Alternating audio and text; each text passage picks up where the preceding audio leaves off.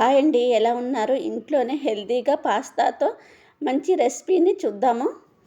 ఒక గిన్నెలోని 1½ కప్పు బొంబాయి రవ్వ వేసుకొని దాంట్లో వేడి నీళ్ళు కలుపుకుంటూ కొంచెం సాల్ట్ వేసుకొని ఇలా చూపించిన విధంగా కలుపుకోవాలి. తర్వాత ఉల్లిపాయలు, క్యారెట్ కట్ చేసుకొని పక్కన పెట్టుకోవాలి. ఇప్పుడు కలుపుకున్న చపాతీ ముద్దను చిన్నది తీసుకొని ఇలాగ మనం పీట మీద చపాతీలాగా ఒత్తుకొని ప్లాస్టిక్ మూతతో ఇలా రౌండ్గా మనం కట్ చేసుకోవాలి. ఇప్పుడు ఒక్కొక్కటి పీస్ని తీసుకొని చూపించిన విధంగా మనం ఇలాగ చేత్తోనే పాస్తాలాగా తయారు చేసుకొని పక్కన పెట్టుకోవాలి.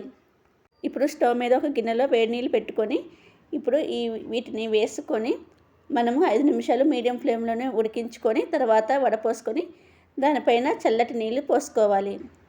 ఇప్పుడు స్టవ్ మీద కడాయి పెట్టుకొని దాంట్లో 2 టేబుల్ స్పూన్ల నూనె వేసుకొని ఉల్లిపాయలు, క్యారెట్, బఠానీ, పచ్చిమిర్చి వేసుకొని కలుపుకోవాలి. అలాగే కొంచెం సాల్ట్, పసుపు వేసుకొని కలుపుకోవాలి. ఇప్పుడు దీంట్లోనే 1 టీ స్పూన్ కారం, 1 టీ స్పూన్ గరం మసాలా వేసుకొని సరిపడినంత సాల్ట్ కూడా వేసుకోవాలి. ఇప్పుడు మనం దీంట్లోనే ఉడికించిన వాటర్ని వేసుకొని ఇప్పుడు రుచికి సరిపడినంత సాల్ట్ వేసుకొని ఇప్పుడు మనం ఉడికించిన పాస్తాను కూడా వేసుకొని దీనిలో 1 టీ స్పూన్ మిరియాల పొడి వేసుకొని కలుపుకున్న తర్వాత దీనిలో చివరిగా కొత్తిమీర, నిమ్మకాయ రసం వేసుకొని కలుపుకుంటే అయిపోతుంది.